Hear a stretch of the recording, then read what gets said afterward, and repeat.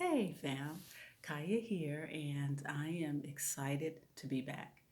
It has been a journey. This past year has been quite a journey.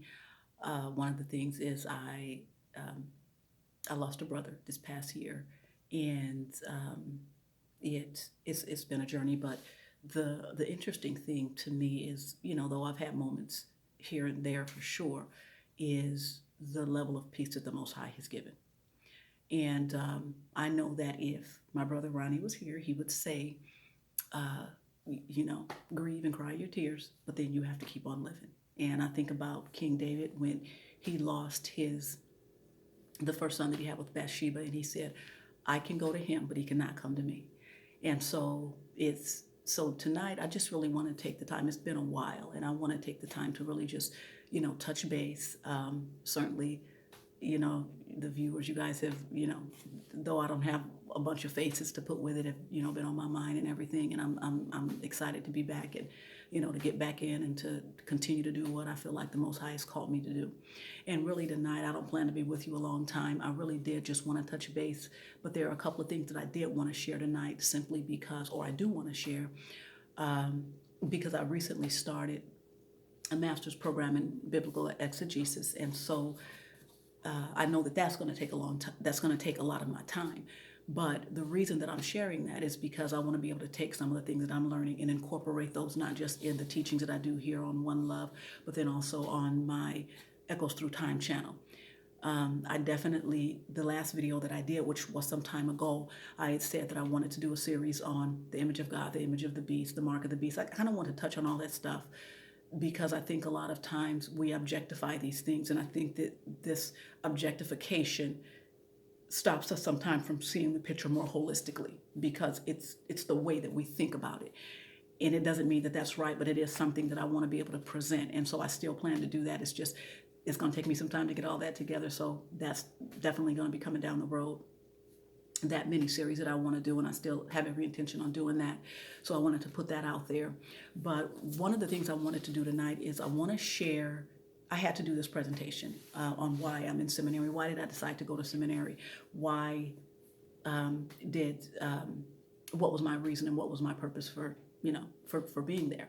And so I think in doing that, it was a great opportunity because it gives me the opportunity to be able to share some things, to touch base with you, and to share some things that have been encouraging to my heart, and I hope that will be encouraging to yours. So what I want to do this evening is just start with just like a little story, and it goes back to when I was little. And one of the things that I used to love to do is eat Chinese. Well, I used to love to eat, period. But one of the cuisines that I used to love is Chinese food, and it wasn't just because I enjoyed the Chinese food, which I did. I also enjoyed opening the little fortune cookie at the end and seeing what it said. And so that was, I mean, I enjoyed that for a lot of years.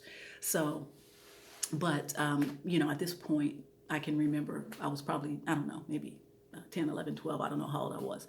And I opened the little fortune cookie after I got done eating, pulled out the little strip of paper, and it said, hell is full of people with good intentions.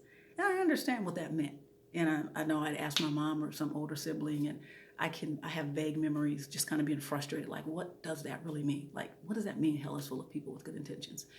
And as the decades have gone by, I have thought about that more often. And especially as I had to do this assignment with this presentation I had to do, and I used it in it.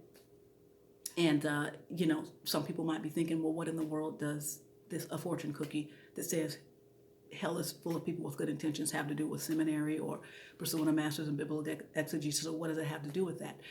Well, whether that is true or not, who knows whether that's true or not, and everybody has a different concept of what hell is and what that might be. But whether that is true or not, what is sobering is the earth is full of people with good intentions. And it is a good thing that people have good intentions. But what becomes problematic is when they only stay intentions. So when we think about that, or when I think about that, hell is full of people with good intentions. What I think is I don't want to be one of those people that only has good intentions. I want to be able to move from intention to impact, from resolve to reality. I want to be able to take action and impact my world because that is what the Most High has called me to do.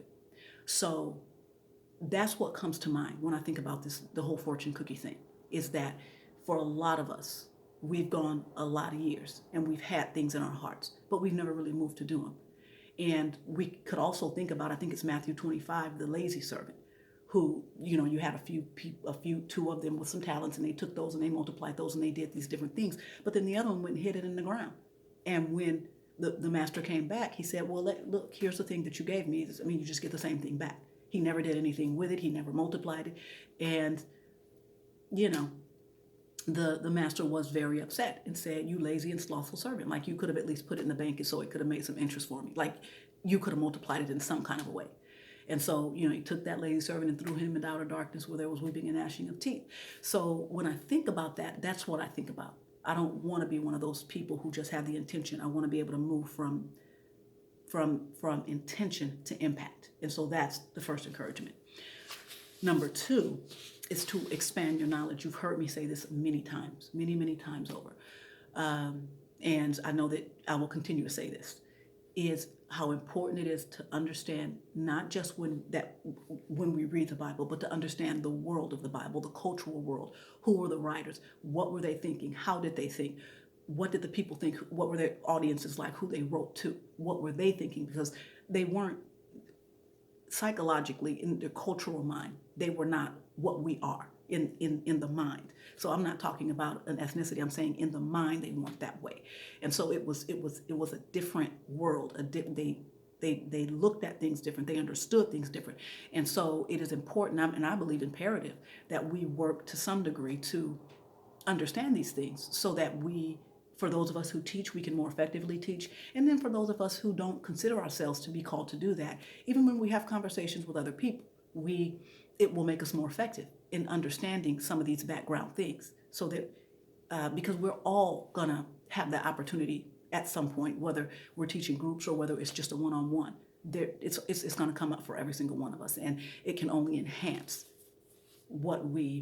our growth in terms of our biblical knowledge. Number 3 is to challenge your own belief. Now, this is something that's really important to me because I came out of Christianity and I have been a believer for a very long time.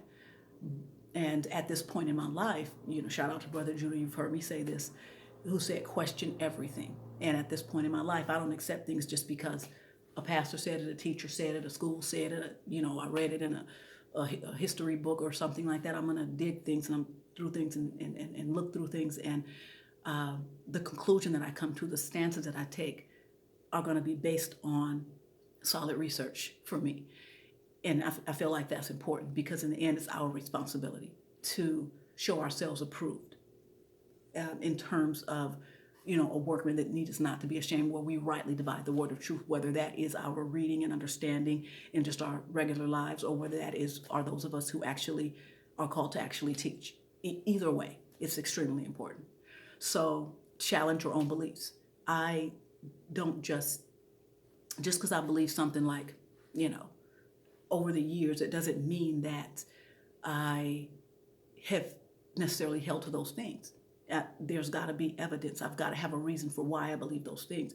And if I can't study it out and see it, then I'm going to start to question, is that something that the Bible actually teaches? So I really want to encourage you to challenge your own belief. Don't just be settled on taking, this is what I believe and I just believe that. Be willing to dig deep, be willing to question what you believe, be willing to reconsider things, be willing to re-look at things, be willing to, just consider things from different perspectives. Which brings me to my next point, develop the heart of a scholar.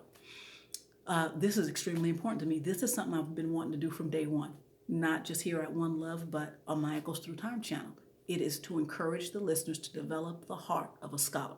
Don't just sloppily approach the Bible when you study it. Develop the heart of a scholar in your research, looking at the history, looking at the world of the Bible, reading the background on it, the background on the authors and the writers, and then always be willing to have an open heart and to see things from different perspectives. One of the true marks, I believe, of a true scholar is someone who knows that they don't know everything that there is to know.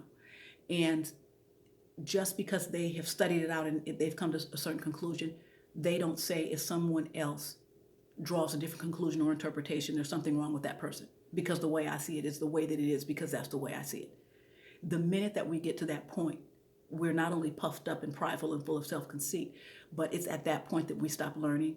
There's not a possibility for us to learn, to grow, to develop, because we need each other. So we need to always be open to looking at things and look from other perspectives and other ways that people will present, and not attack people for it, but say, you know what, let me think about that, what you just said. And you're going to continue to hear me say that, because I think it is something that is greatly lacking in, not just in Christendom, but also in the Hebrew community. Number 5, and the last one, is to expand our knowledge when it comes to practically understanding what our role is, and both individually and collectively is part of the body of Christ, and our responsibility in helping to usher in the kingdom of Yahushua on this earth. And you've heard me say this a lot of times, and I just have a special passion for that, because Yahushua came preaching a message of the kingdom. So it is imperative that we understand what that is, what that looks like practically, so that we can begin to apply these principles, because where we don't understand, it's going to be very difficult for us to apply. It just stays something we just sort of kind of know, and it never really takes root and effect and impact in our lives. So that's extremely important. And I'm certainly looking forward to getting back with, Brother Jamil, and we're going to finish our series on servanthood and everything. And so, all these things are going to be coming up. And so I'm super excited about these things. But I want to just take the time really quick before I close out. I know I, said thank you to Brother Dana. Thank you to the team for checking up on me. For Brother Dana, you've continued to check up on me. And again, I so appreciate that. I mean, you are just so my brother, like just so my brother. And so I just want to say thank you for that. But in just, kind of doing a recap of what I talked about tonight, what the things that the Most High has put in your heart, don't just hold those in your heart. Like, don't just let it be an intention or a wish or a dream or whatever. Move from intention to impact, from resolve to reality. Begin to take steps to bring that thing to pass. Expand your cultural knowledge, your historical and cultural knowledge of the Bible. It will help. Challenge your own belief system. Why do you believe what you believe? Explain to me why you believe that. Whatever you say you believe, why do you believe it? How do you know it's true? So try to be able to explain those things to yourself, so that then you have an answer to give and you can explain these things to other people. Develop the heart of a scholar. Always be open. Always be gracious. Don't be full of self in thinking that just because you see a thing a certain way, that's the way it is. None of us should be that way, because when we get that way, then, we can't exemplify the spirit of the Most High, and we're certainly not going to be gracious and kind, and we're certainly not going to walk in the spirit of love if we're that way. So it's important that we are aware if that is happening to us, and we change that. To always be gracious, to hear what other people have to say, because they might just have the word that is going to help you grow and change and move you to the next level of or what it is the Most High has called you to do. And then 5 is our understanding of what it means individually and practically speaking, collectively and individually, what that means practically to move to usher in the kingdom of the Most High on this earth. So I just kind of want to leave that with you tonight. And, my prayer as always is that the Most High will bless you and keep you, that he would make his face shine upon you, that he would be gracious to you, that he would give you peace. And we will talk next time. Have a wonderful evening. Shalom.